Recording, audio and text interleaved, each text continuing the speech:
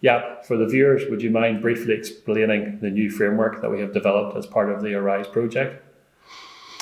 Yeah, yeah. We call it a framework, but we've tried to keep it as simple as possible, because a framework can be very complex. So we tried looking at what people do in their normal lives and what tasks they do, and we categorized that in 5 different sections, and each section enables us to plot courses, micro-learnings, and ways for people to learn better.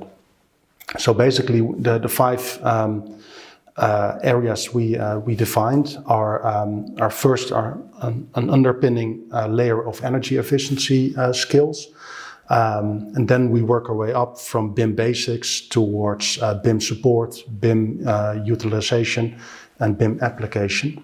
And we use BIM, but it's more digitalization, but BIM is known in the construction sector as being a big part of digitalization.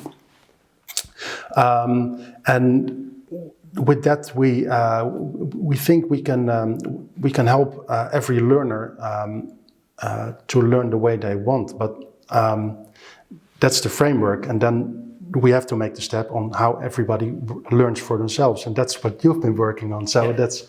And the framework in itself, as you say, it can be a very complex document, and it is a complex document that we've produced.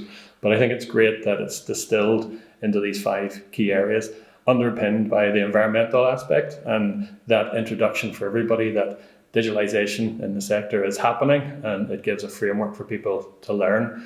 You mentioned the term bite size. I think that's, for me, is the most exciting aspect of how people will learn with the platform that we're developing, because most people don't want to be thinking about an 8 or 10 or 12 week or month course. No. And they're maybe concentrating on the tasks that they have next week to do in their job that they have for the first time.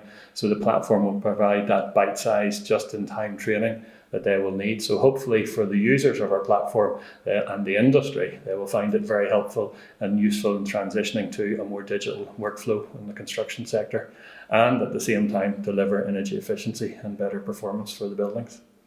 So we have some way a 2-layered approach. Yeah. One is below the hood with a very intelligent framework structure, and above the hood, or how you call it, is the platform for the learners where they can learn their own way and be helped.